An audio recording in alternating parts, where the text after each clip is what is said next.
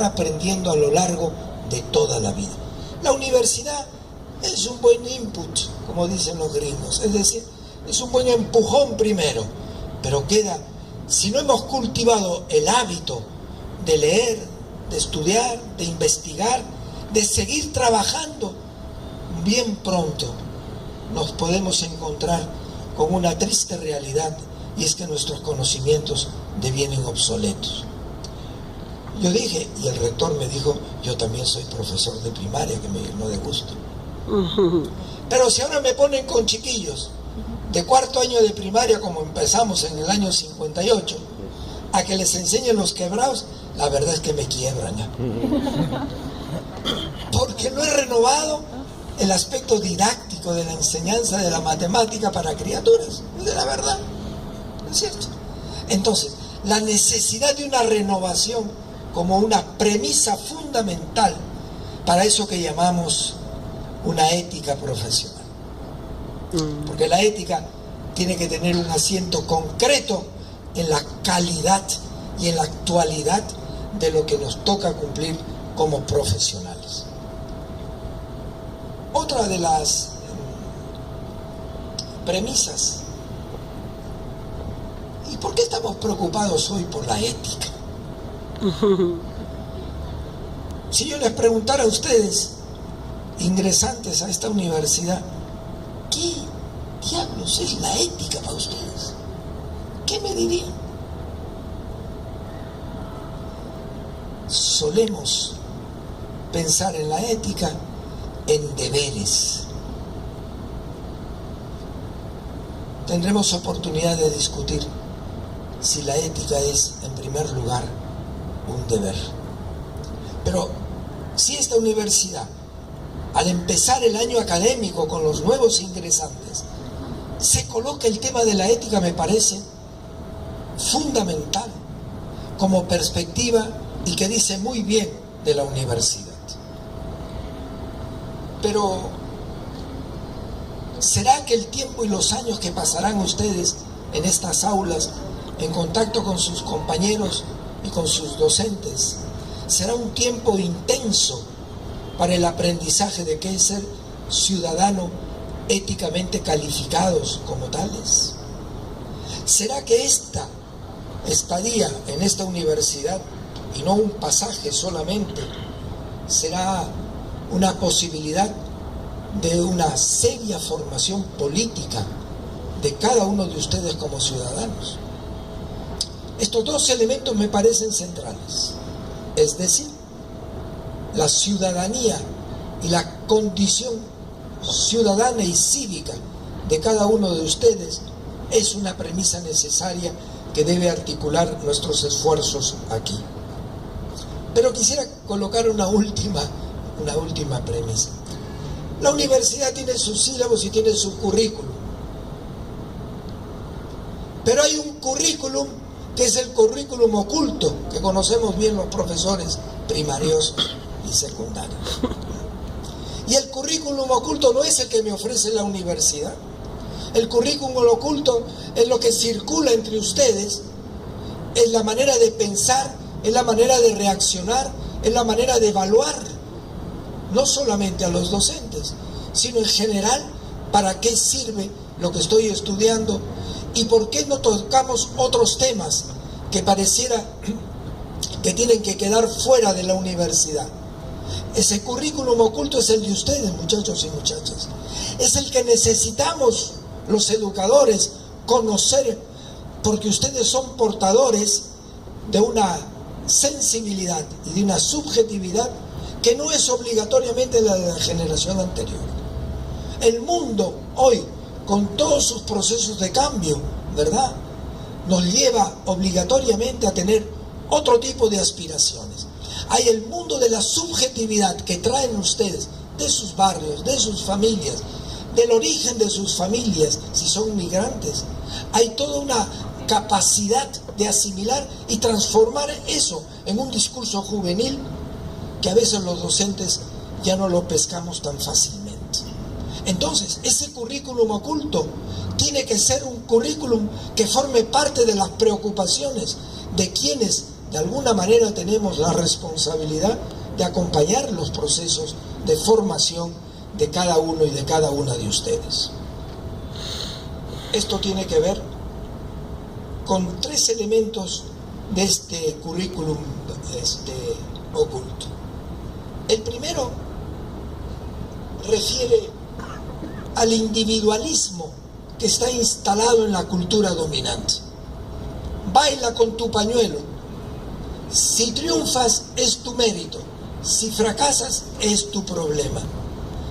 La dimensión colectiva, la dimensión comunitaria no forma parte obligatoriamente de las aspiraciones de éxito.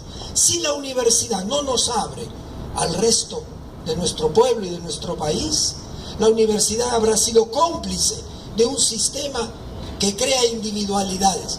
Robert Castel, un sociólogo francés, me dicen que ha muerto, él dice una cosa que es muy importante. Dice, estamos en una época del super individualismo. 2, del individuo asocial, es decir, de aquel que no tiene por qué preocuparse en los demás. Si la universidad no nos vuelve a abrir calificadamente con nuevos instrumentos a una preocupación por el barrio, por la comunidad, por el país, nosotros creemos de que no habremos contribuido a un país mejor en la generación que ustedes representan. 2, el sistema capitalista neoliberal y extractivista es esencialmente autoritario. Impone de manera suave, subliminal, lo que ya tiene planteado para lo que llaman progreso y para lo que llaman crecimiento de un país. Entonces, ese autoritarismo se va a reproducir en nuestra función profesional. Vamos a caer nosotros en esa especie de narcisismo profesional. Ahora que soy profesional, tenemos más profesionales de la educación que educadores y educadoras. Podemos tener más profesionales de la medicina que gente que acompaña los procesos de dolor y de sufrimiento de quienes padecen alguna enfermedad, más si esta es terminal. Entonces, es fundamental que nos preguntemos si queremos sumarnos a una sociedad autoritaria o a una sociedad capaz del diálogo, del debate, sin cortarnos la cara solamente porque discrepamos. El pensamiento divergente es una necesidad. El pensamiento divergente tiene que encontrar en la universidad, tiene que encontrar un clima donde sea posible discrepar sin, por lo tanto, descalificar a nadie. Hablando de los estudiantes de la maestría, en este caso en San Marcos, yo le dije, a mí no me pidan pluralismo. Entonces me miraron como diciendo, ¿y este? Yo no soy una persona que estoy para A, B, C, de la A a la Z y que todo me da igual. No, de una manera de pensar, no cerrada, espero, no dogmática, espero, no sectaria, espero. Pero no me pidan a mí que yo ponga en la misma balanza como si fuera el tubo de Newton. ¿Se acuerdan ustedes de la física? No, el tubo de Newton, que dicen el vacío todo cae al mismo tiempo. No estamos... Al profesor, al docente en la universidad no hay que pedirle que sea una especie de tubo de Newton. El pluralismo está en el respeto a las distintas maneras de pensar que puedan tener los estudiantes. Ahí sí. No es buen estudiante el que piensa y repite lo que el profesor suelta, sino que es capaz de ser crítico, el que es capaz también de decir, y no podría ser de otra forma y de otra manera. Esto, por lo tanto, evita el espíritu colonizador del sistema actual. Y colonizar significa someter. Colonizar significa una subestima de lo que traigan ustedes desde sus experiencias de vida como jóvenes a la universidad. Cómo la universidad se enriquece con la participación y entrada de ustedes, con sus saberes, con sus limitaciones, como las tenemos todos. ¿Y por qué digo esto? Porque el espíritu colonizador ya no es el extranjero que llega a dominar el país, sino que son formas internas de dominación, o son maneras impositivas de querer compartir aquello que uno considera que es válido y que es positivo. Quiero pasar rápidamente, antes de que el calor se los consuma a todos ustedes, a esto que se llama la ética profesional. 5 minuticos. Ética profesional. Ética profesional o ética del profesional. ¿Quién es el que tiene que ser ético? El profesional, ¿no es cierto? No es un juego de palabras. Lo que quiero decir es que de una u otra manera hay una diferencia entre ética y moral. No es que la ética es teórica y la moral es práctica. La ética no es un juicio. La ética es una pregunta.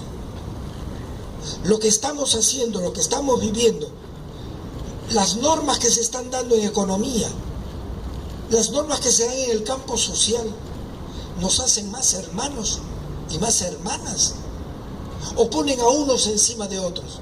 La ética pregunta lo que piensas y lo que haces, contribuye a construir humanidad, contribuye a construir dignidad de todos los seres humanos, o contribuye a la división y contribuye a que unos dominen sobre otros.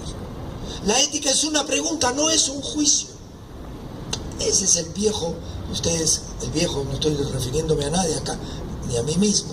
Lo que quiero decir es el viejo cuento ese de que había 2 hermanos, ¿no es cierto? Entonces, un hermano era medio celofán del otro, porque si a él le va siempre bien, a mí me va siempre mal. Entonces le dijo, vamos a hacer un picnic, y se lo llevó afuera. Pero se llevó el cuchillo en la cocina aquí.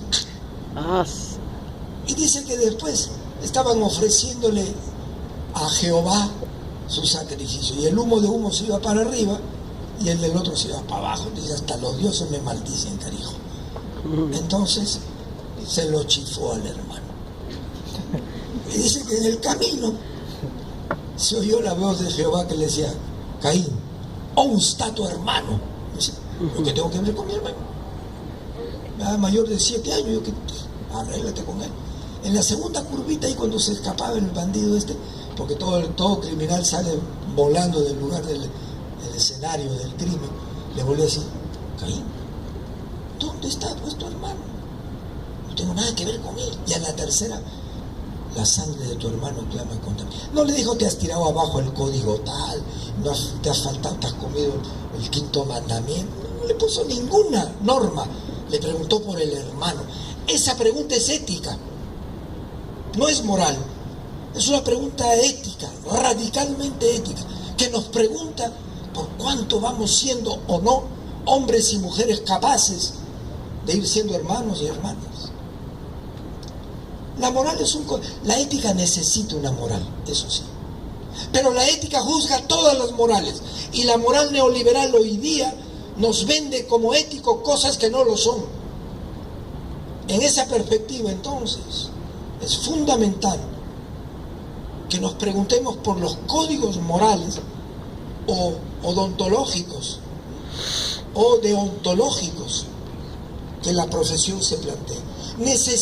La ética necesita de la moral, pero la moral no obligatoriamente, por llamarse tal y por ser un código positivizado, es intocable. La ética juzga las morales.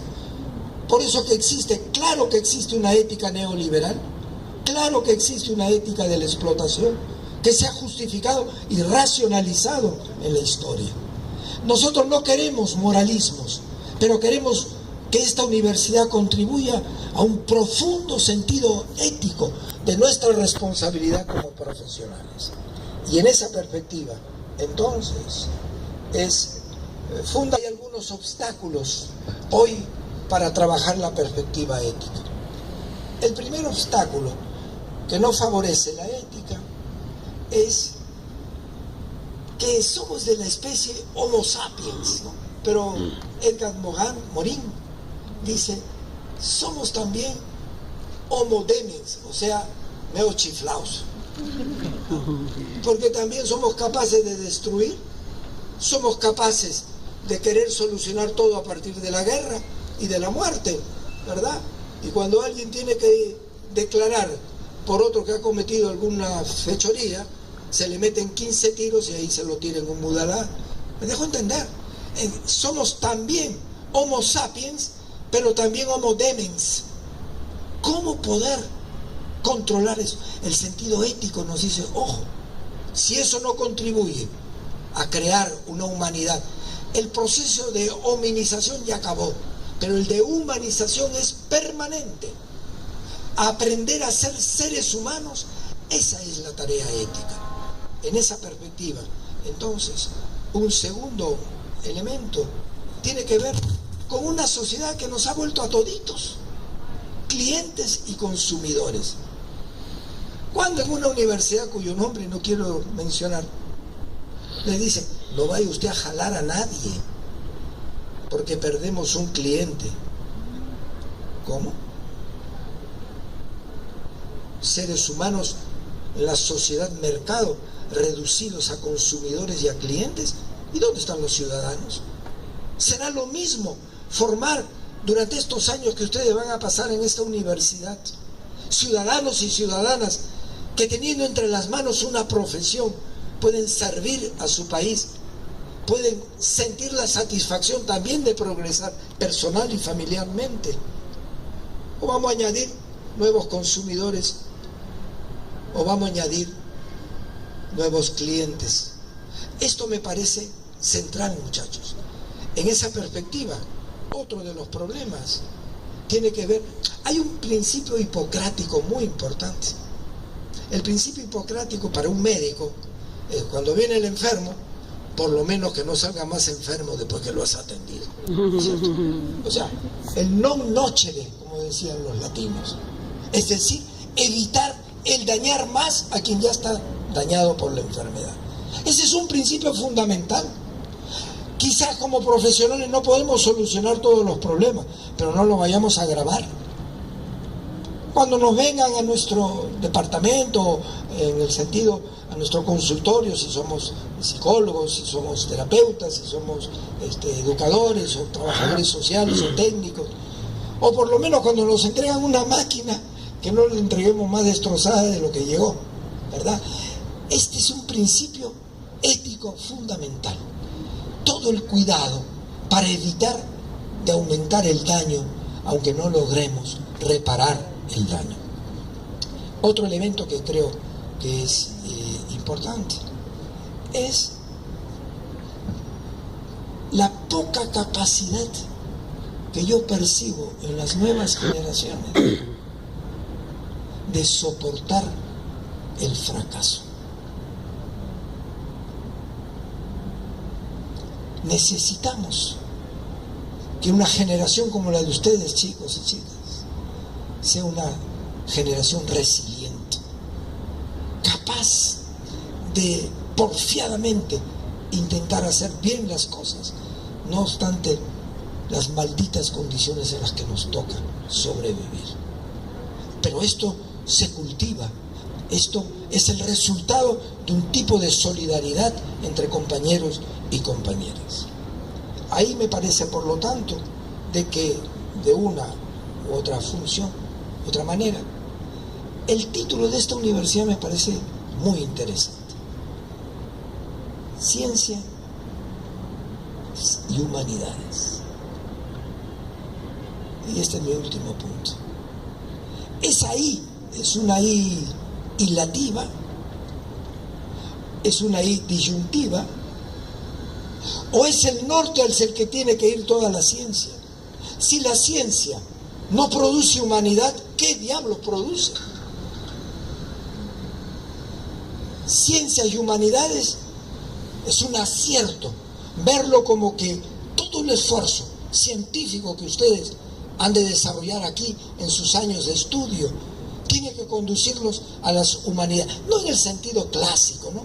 Él estudia letras, yo estoy en ciencias. ¿Cómo? Esa división de decir los que estudian matemática, química, física, están en ciencia, ahora informática y toda esta majadería, ¿no es cierto? Bueno, muy bien. Y los que están en humanidades son los que estudian literatura, lenguaje, ¿no? Que vayan a hablar. Humanidades, las ciencias están intencionadas, su teleología es cómo producen humanidad. Ese es el reto que tienen ustedes, chicos y chicas, hacer que esta universidad en esta zona de esta Lima pueda producir sentido humano, capacidad de que lo científico se verifique en la calidad de humanidad que somos capaces de ir produciendo. Y para nosotros docentes, si no logramos eso, por más bien articulado que esté nuestro discurso en el campo físico, de la arquitectura o de las técnicas en general, si no producimos un sentido de humanidad, habremos perdido la posibilidad de que esta generación no sea una generación desperdiciada. Por lo tanto, ciencias y humanidades significa el cultivo del yo social. Hay psicólogos ahora que hablan del yoes, es decir, nadie es, todos vamos siendo lo que somos gracias a otros, ¿no es cierto?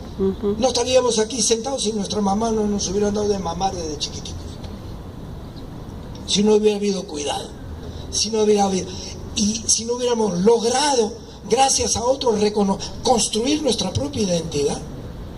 Son los demás que nos permiten, es lo que Emmanuel Levinas, de origen judío, filósofo muy interesante, él habla de la alteridad, es decir, los otros me hacen a mí y yo contribuyo a que los otros vayan siendo lo que son. Esa perspectiva me parece genial en la idea esta de ciencias y humanidades. Yo diría ciencias para las humanidades, en función de las humanidades.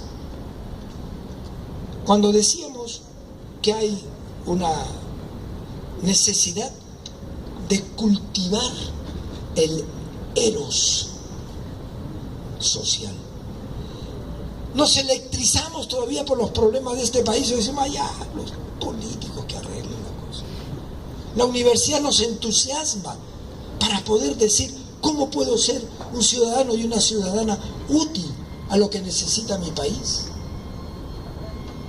Esta perspectiva, este eros social va de la mano ciertamente con el eros profesional. Y aquí, me parece a mí, no basta con tener buenos conocimientos, ser profesionales que han logrado titularse y con buen nivel. Se necesita desarrollar, para que seamos éticamente marcados por el sentido de servicio y el sentido de transformación, la relación entre profesión, profesionalidad y vocacionalidad. Si la universidad no contribuye a que desarrollemos la dimensión vocacional de nuestra propia profesión, seremos mecánicos en el cumplimiento de lo que nos toca hacer. Y requerimos que el entusiasmo, que la convicción, que la capacidad de estar sintonizados con lo que nos toca hacer, sea un componente de eso que llamamos una ética profesional. Quisiera concluir diciéndoles, en primer lugar, la necesidad de que las ciencias nos permitan construir humanidad.